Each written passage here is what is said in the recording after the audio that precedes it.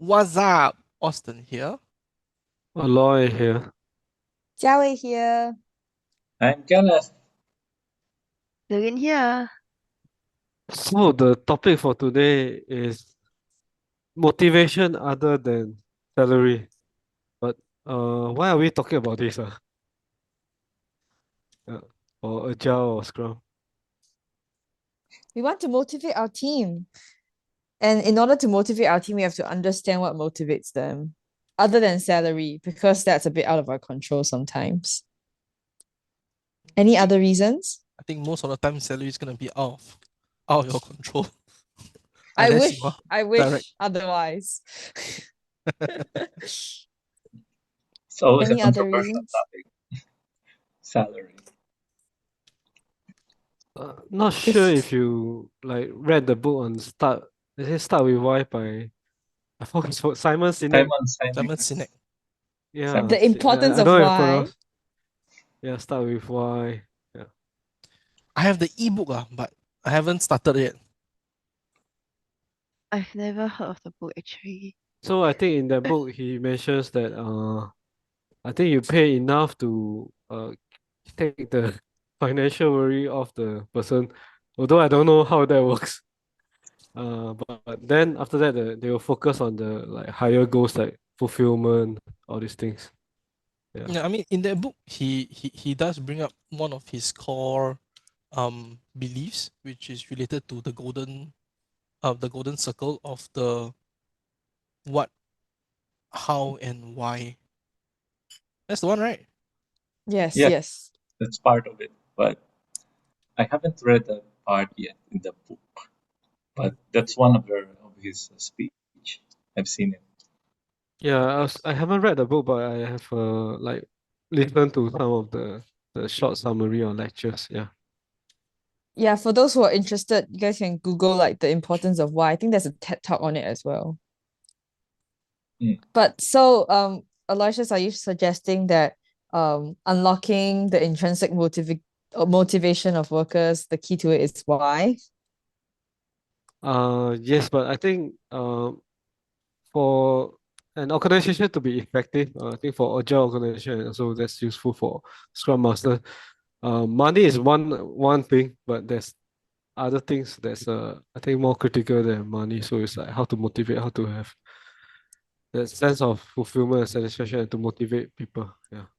So what are other factors do you think that's critical? Okay, I can share one. The sense of belongingness. So if you are working like we call it tribe or a group or a team, and you feel that you can contribute, then yeah, that kind of motivates people. That's one aspect other than salary. I feel like that's big part of that is kind of making it a conducive environment for like a sense of belonging to form. I think something that's related but more individual might be like your sense of responsibility. Like if someone is given a task and they have a strong sense of responsibility, they would want to finish it regardless. So they might be related. If you have a strong sense of belonging, maybe you have a strong sense of responsibility too. Just curious, do you all actually talk about team lunches or like gatherings? Everyone with the recent Christmas, New Year's. Do you all do events to help, like, in a sense, create this sense of belonging? I Well, used to be yes, in a team. Yeah, sorry. I used to be in a team that used to do it. Like we would have regular like gatherings, barbecue. But I feel like um it really depends on the day to day of the team as well. It's like you guys can still have team lunch and barbecue, but might not gel together very well as a team.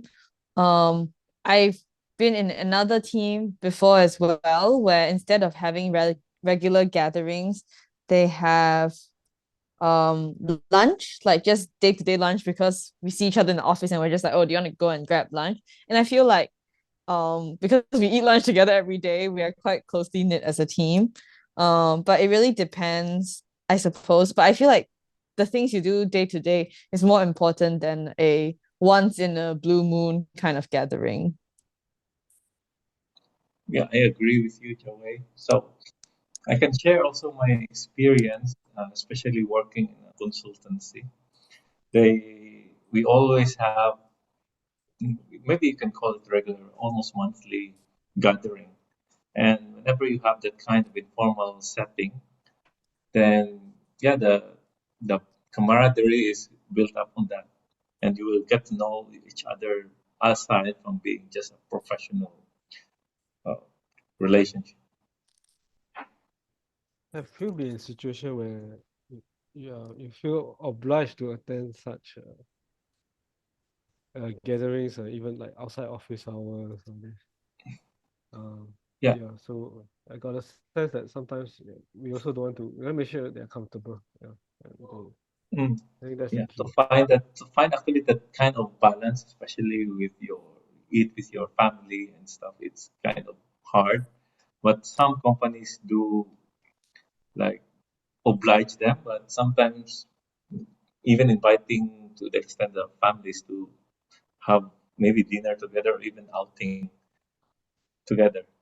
Call it family day, company family day, or just tour, bring your family to your workplace. So I've seen quite a lot of that. Not only in Singapore, but I've seen also it like, in Hong Kong, in Philippines, and I'm not sure with other countries, but I think it's been done with a lot in a lot of cultures. I don't know. I feel like unless they really have a family commitment, the fact that they're not very willing to join the gathering seems to speak volume that it might not be a good time to force them or like incentivize them into doing it a certain way, because it might be doing more harm than good if they're not willing in the Yeah, first place. that's why it's really hard to find that delicate balance. Right? Okay, I think let's move to the let's focus back on the not that we're out of focus, but uh l- look at our topic, motivated people, motivated teams. So I'm sure you have seen work with motivated teams and motivated people. So what are the characteristics that you observe?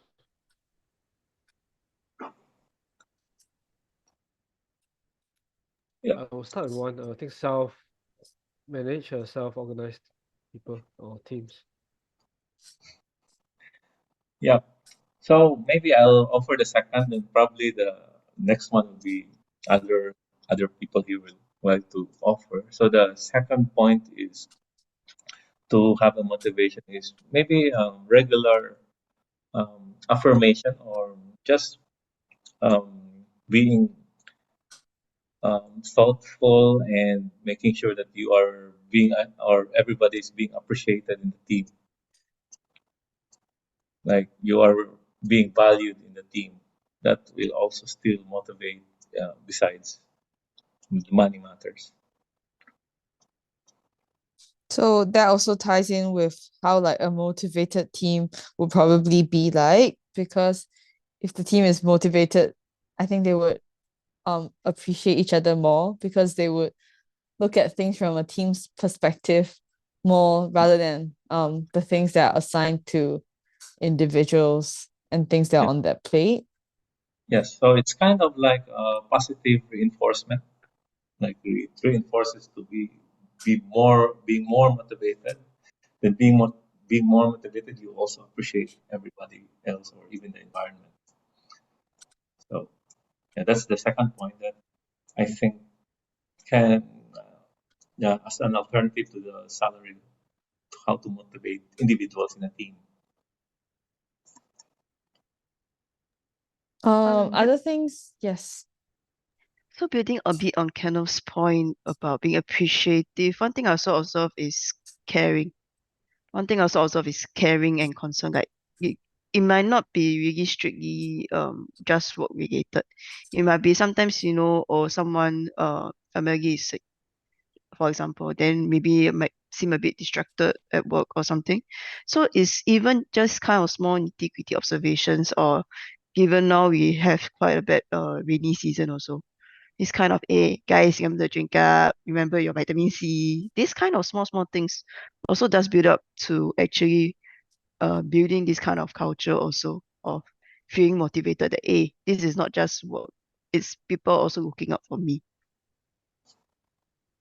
I think it also helps to have like a bit of chit chat. That's where you know the person more and you're able to provide these kind of like reminders. But it's also like being able to gather and talk about other things in life, I guess. Like sometimes our colleagues used to talk about, oh, who's getting the new phone? And we all look at like the new phone together. Oh my gosh, the island on the iPhone. It's not a like it's not like a forehead anymore and things like that. And I mean like there's a reason I guess why we have like coffee chat, and certain companies invest in like good coffee machines and like pantries and stuff to keep people there, or have people to get coffee and they can run into colleagues, because I believe it does help one way or another to build like rapport within the team as well. Yeah, but so all of this kind of also presupposes to a certain extent, I guess, that people are comfortable, right? Not just with the team, but also with their with their situation at work. So if, for example, you have someone who is uncomfortable with their situation at work, for whatever reason, then how would a Scrum Master or Agile coach look to this situation and try to improve on it?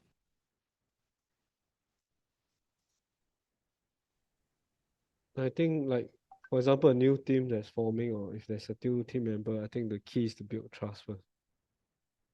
So anyone have Yeah, I any agree with you, ideas? Yeah. Aloysius. Building trust, and one of the deepest yearning of a human being is being heard and understood. So that kind of thing. So this is what Scrum Master, or just not, it's just not Scrum Master's job, but everybody's job to make sure that everybody is heard and no one is just hearing the voice of one guy or one person. So yeah, it's hard, but if you have already that kind of environment, then try to maintain it.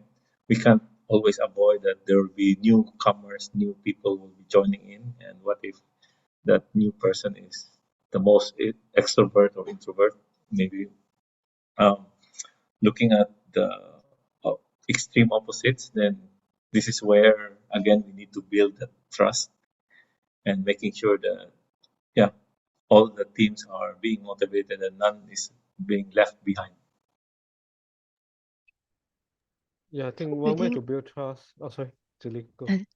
okay. So building up a bit on what Ken was saying, that it might not be just purely only the Scrum Masters. Sometimes it might be that it's not only the Scrum Master that speaks with everyone. Sometimes you can also ask around people who might be close with maybe a certain newcomer, even if it's someone new, if it's someone who might, for example, be already experienced higher. By chance, there might be other people in the company who knows the person and maybe can help out also. It's not really, or the Scrum Master is always the person.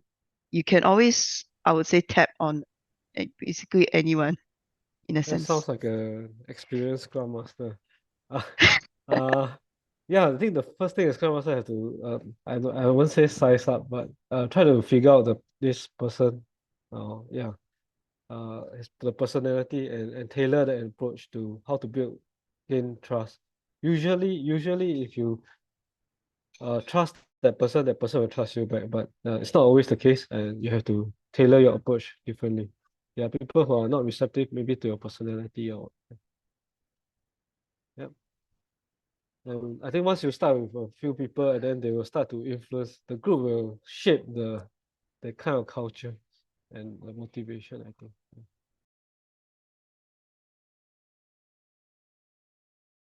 Anyone has any good experience to share?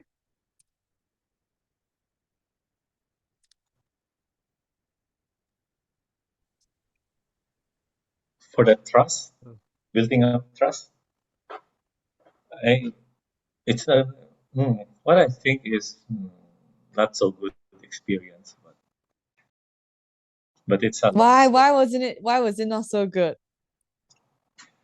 Well, Let's see if we have lessons because learned.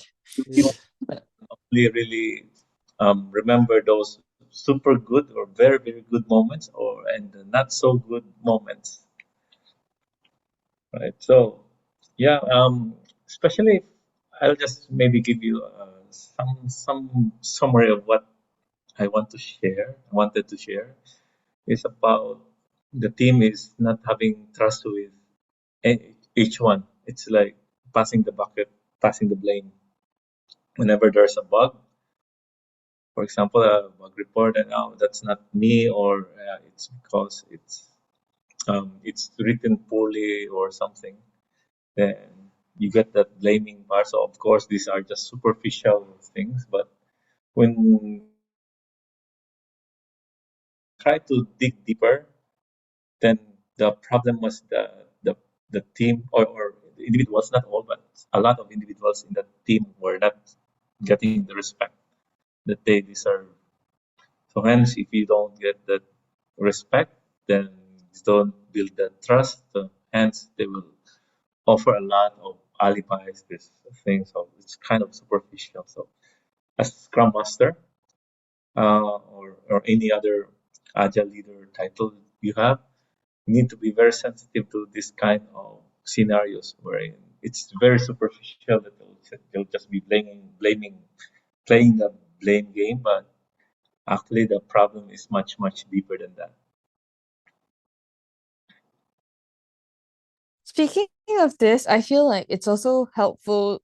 Well, I guess if we're talking about not motivation to work, but motivation to having like trust within the team or motivating the team to gel together, having a certain workflow in place where to encourage kind of responsibility for the team to be taken together can be helpful. I mean, as much as we try and encourage the team to kind of share the responsibility of the products we own, it might be difficult, and the situation that Kenneth mentioned about like blaming each other might still happen. But I feel like if there are certain things such as if you do have a code reviewer to review the code, and then if after that someone else other than the developer, the code reviewer, tests the code again, then at least this code will have to go through 3 people for sure before it goes out. And the more people it goes through, obviously, unfortunately, it might make it longer in the team.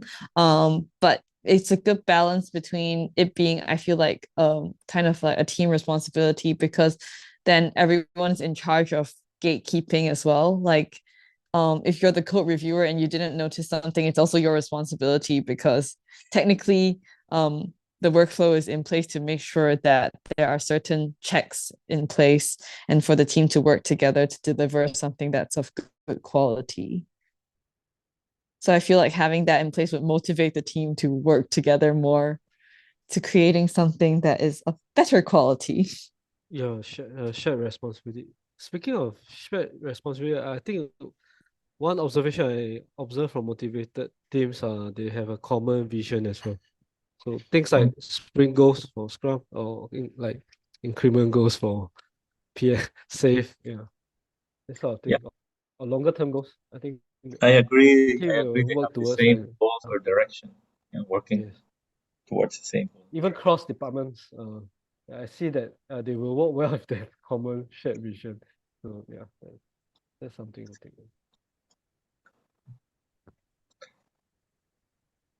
Okay, I think I shall try to wrap up the conversation. So I think we agreed that money is not the only motivating factor. I think if that is so, organizations will just spend money to solve problems, but it looks like you need things more than that, something more human. So I think we talk about a few things. I think Kenneth, you talk about like the creating the a respectful environment, and I think I think it sounds like a safe environment as well for people uh, to understand that they're working with fellow humans. Yeah. Yep. Another thing we talk about is I forgot what I talk about actually. Okay. I know we talk about building trust. Yeah. I think that's you have trust within the team, and we talk about common vision as well. Mm. Yeah. So yeah, so we probably need to we talk about some strategies to build this up. Yeah. And just And being appreciative with each one of us, yes. or individuals in the team. Yes, Okay. but, Good. and we like responding back to the beginning that Aloysius opened with, even though money is not the only motivation factor, but money is like a basis. So we can't depend on all of these other things we talked about to motivate the team if they're not being paid enough that they do not worry about their daily needs. So yeah, money is still important. Okay. Great. Think that's good. So Thank thank you. See Thank you again. you. Bye. thank you, and Bye.